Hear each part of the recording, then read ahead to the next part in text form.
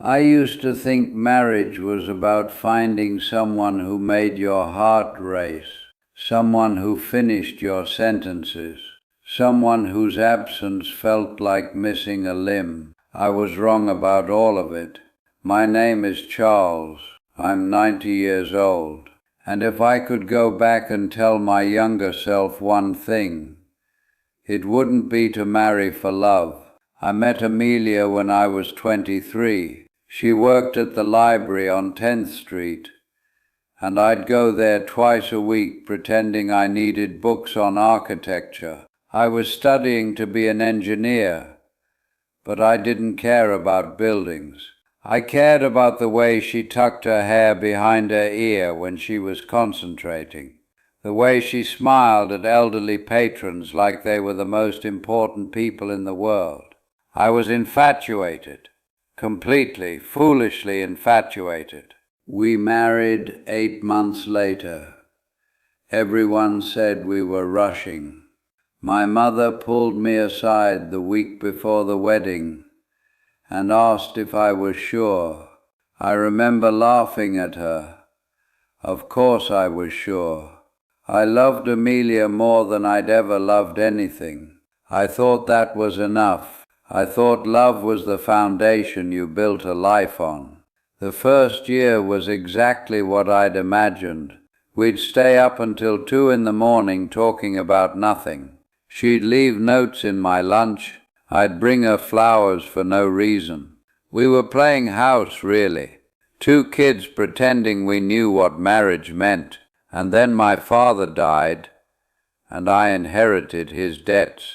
Debts I didn't know existed. Suddenly we weren't just married. We were drowning. I took a second job. Amelia started working evenings at a department store. We'd see each other maybe an hour a day, sometimes less. The notes stopped. The flowers stopped. We were too tired to talk until 2 in the morning.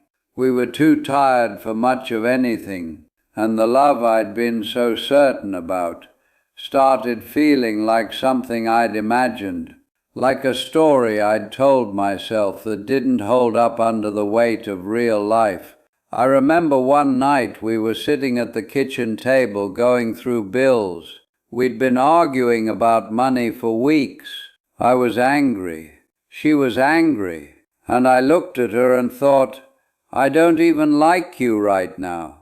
It terrified me, because I'd built everything on love. And if the love was gone, what did we have? She must have seen it on my face, because she put down the pen and said, we're not going to make it if we keep doing this. I thought she meant the marriage. I thought she was saying we should give up. But then she said we need to decide if we're on the same team or not. Because right now it feels like we're fighting each other instead of fighting the problem. That's when it started to change. Not the love. The love came and went over the years like weather. Some seasons it was everywhere. Some seasons I had to look hard to find it. But we made a decision that night. We decided we were on the same team. We decided the marriage was bigger than how we felt on any given day. That sounds unromantic, I know. It sounds like settling. But it was the opposite. It was the first time I understood what marriage actually was. It wasn't about finding someone who made me feel complete. It was about finding someone I could build something with. Someone who would show up even when it was hard. Someone who wanted the same life I wanted and was willing to work for it. Amelia and I had 3 children. We lost one of them. Our daughter Sarah when she was 6, car accident. I won't talk much about that because even now, 67 years of life later, it's the kind of pain that doesn't become a story. But I'll tell you this, if our marriage had been built only on love, on feelings, we wouldn't have survived it. Grief does strange things to people. It makes you cruel sometimes. It makes you unreachable. There were months where I couldn't stand to be in the same room as Amelia, because looking at her reminded me of what we'd lost. But we'd made a promise, not just at the altar. That night at the kitchen table, we were on the same team. So even when I didn't like her, even when I didn't feel love, I showed up, I stayed, and she did the same for me. And slowly, over years, we built a life on the other side of that grief. Not the same life we'd had, but a life. People talk about marriage like it's supposed to be easy if you've found the right person. Like the right person won't require work. That's a lie. The right person requires more work, not less, because you're not willing to walk away when it gets hard. You're committed to something beyond your own comfort. Amelia died 4 years ago. To pneumonia. It happened fast. 1 week she was complaining about a cough. The next week she was gone. And I'll tell you what I felt in that hospital room. It wasn't the butterflies I'd felt at 23. It wasn't infatuation. It was something much bigger. It was 66 years of showing up. 66 years of choosing each other. 66 years of building a life that neither of us could have built alone. I loved her. Of course I loved her. But the love wasn't the reason we made it. The love was the result. It was what grew out of the life we built together, out of the teamwork, out of the commitment to something bigger than our feelings. When people ask me about marriage now, I don't tell them to marry someone they love.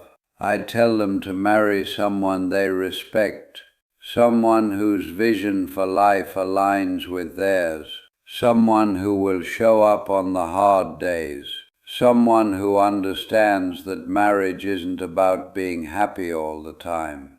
It's about building something that lasts, because happiness comes and goes, feelings come and go. But a life built on partnership, on shared purpose, on the decision to be on the same team no matter what, that's what survives. That's what becomes love in its truest form. I'm 90 years old. I've buried a daughter and a wife. I've lived through poverty and loss, and more hard days than I can count. And I can tell you with absolute certainty that the best decision I ever made wasn't marrying someone I loved. It was marrying someone I could build a life with, someone who became my teammate, my partner, my family. Don't marry for love. Love is what you build. Marry for partnership. Marry for shared purpose. Marry for teamwork. The love will come, and when it does, it'll be stronger than anything you could have imagined at 23. That's what I wish I'd known. That's what I'd tell my younger self, and that's what I'm telling you now.